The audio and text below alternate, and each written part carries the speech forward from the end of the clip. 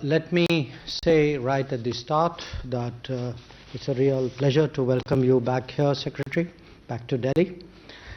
Our meeting takes place at an important juncture when key global and regional challenges need to be effectively addressed. That our bilateral partnership has advanced to a level that it enables us to deal collaboratively with larger issues is a matter of particular satisfaction. Now, you're all aware of the extent of transformation of our relationship in recent years. Prime Minister Modi and President Biden have spoken numerous times and participated in summits of the Quad, G7 and climate leaders this year. And Secretary Blinken and I, the two of us, we are actually meeting, I think, for the fourth time this year. As foreign ministers, it is our responsibility to regularly review cooperation in different domains and keep our leaders apprised of the progress in our ties, and that is exactly what we have done today. Now, whether it is in responding to the COVID challenge, cooperating on defense and security, addressing climate change, or expanding education and innovation, I can say truly that there is much that has happened in 2021. The COVID issue was naturally a particular priority. So let me first acknowledge the responsiveness of the Biden administration to keeping the raw materials supply chain open for vaccine production in India. And then say a big thanks for the support we received during the COVID second wave from the United States, a support that I would say was truly exceptional. We focused today on expanding vaccine production to make it globally affordable and accessible. We also discussed travel challenges resulting from COVID. The US has been very forthcoming on students. I really appreciate all the trouble that the State Department and the Embassy has gone to in that regard. And I very much hope we'll take a sympathetic view of other travelers in the days to come. We spoke at length about regional concerns, multilateral institutions, and global issues. The expanding Indian footprint, be it in Africa, Southeast Asia, Caribbean, or the South Pacific, has naturally broadened our shared agenda. Among the many issues that we looked at, I would specifically note Afghanistan, the Indo-Pacific, and the Gulf. Regarding Afghanistan, it is essential that peace negotiations are taken seriously by all parties. The world wishes to see an independent, sovereign, democratic, and stable Afghanistan at peace with itself and with its neighbors. But its independence and sovereignty will only be ensured if it is free from malign influences.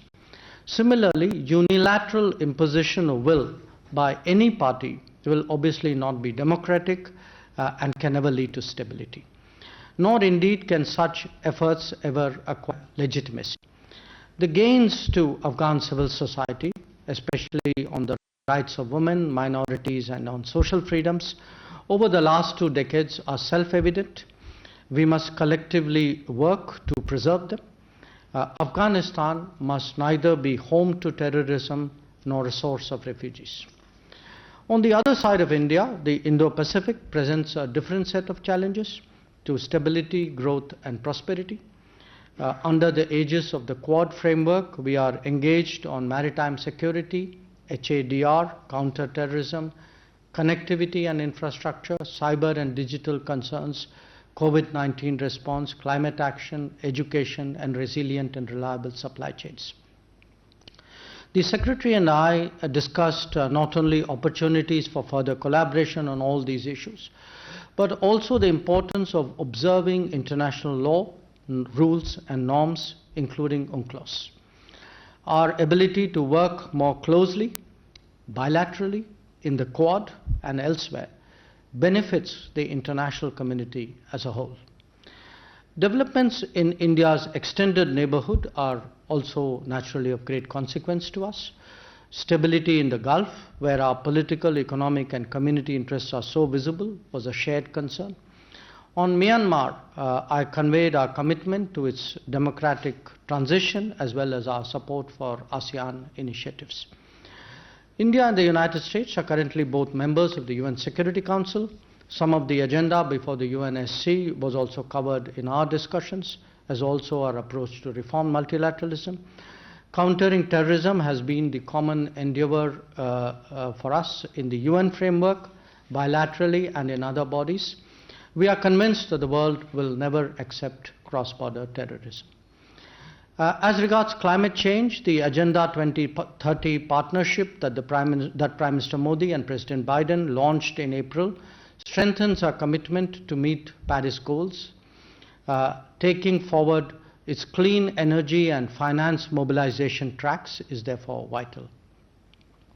Given the comprehensive and global nature of our strategic partnership, it is to be expected that our two countries would engage on major contemporary issues.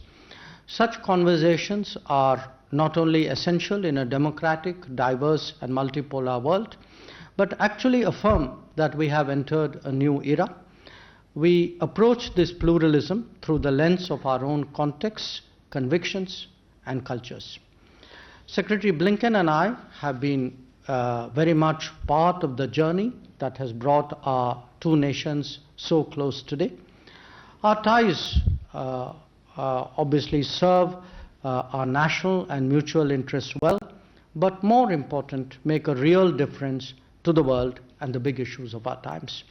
Having noted that, let me ask you, Tony, to give your take of our talks today, and I request the Secretary for his remarks. Thank you very much, and good afternoon, everyone. It's a real pleasure to be back in India. I was just thinking that the first time I came here was 40 years ago with my family. I'm here now in a somewhat different circumstance, but it's wonderful to be here. And I especially want to thank Prime Minister Shankar, all of our colleagues in government, and some of the individuals I've had the opportunity to meet already today for an incredibly warm welcome. The Minister and I have a partnership and friendship going back some years, and I have to say it's one of the particular pleasures of my job to be able to work with you on a regular basis. There are few relationships in the world that are more vital than the one between the United States and India. We are two of the world's leading democracies, and our diversity fuels our national strength. We are two of the world's largest economies, powered by the innovative spirit of our people. At a time of rising temperatures and sea levels, we, two of the world's largest carbon emitters, are on the front lines of the climate crisis and the leading edge of a new green economy. Our countries know firsthand the lethal consequences of climate change. And the Indian and American people are united by millions of family ties stretching back generations and by shared values and shared aspirations. Together, the actions that India and the United States take are shaping the 21st century and beyond. That's why strengthening the partnership with India is one of the United States' top foreign policy priorities. That's been the case for the past several presidential administrations, Democrat and Republican alike.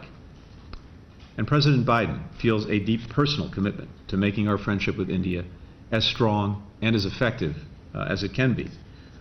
We believe this partnership will be critical for delivering stability and prosperity in the Indo-Pacific region and beyond, and for showing the world how democracies can deliver for their people.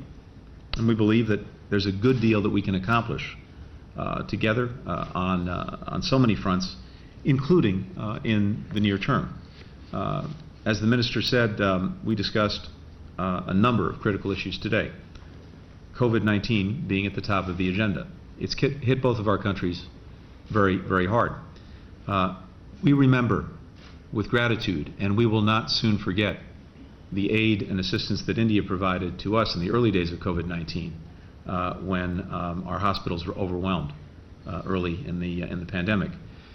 And I'm proud that we could help return the gesture of friendship. Over the past few months, the United States government has contributed more than $200 million to India for COVID-19 relief. And there's been a huge outpouring from individual Americans, from the private sector, in support as well.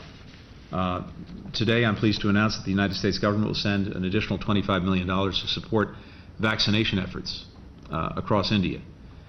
This funding will contribute, I think, to saving lives by strengthening vaccine supply chain logistics, addressing misinformation and vaccine hesitancy, and helping to train more healthcare workers. We're determined to end this pandemic, and India and the United States will work together to do it, including through the Quad Vaccine Partnership, which will bring safe and effective vaccines to others across the region. And I believe, too, that as we move forward, India and the United States together around the world will be leaders in bringing this pandemic to an end, and I hope setting up an even stronger global health security system going forward, so that we're in a better position should the next pandemic come around. We also have to address the very painful secondary consequences of the pandemic. To fuel our economic recovery, India and the United States must continue to grow our trade relationship, and beyond that, we have to keep working through the barriers that stand in the way of greater bilateral investment and deeper commercial ties. That's something we talked about today as well.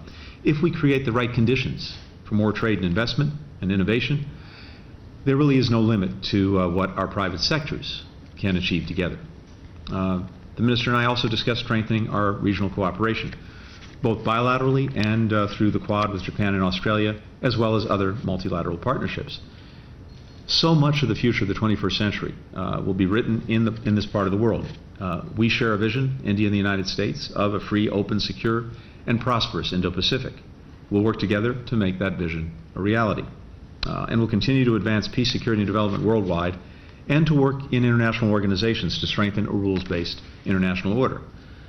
Just to come back to one example, the Quad countries, as the Minister noted, are focused together on dealing effectively with COVID-19.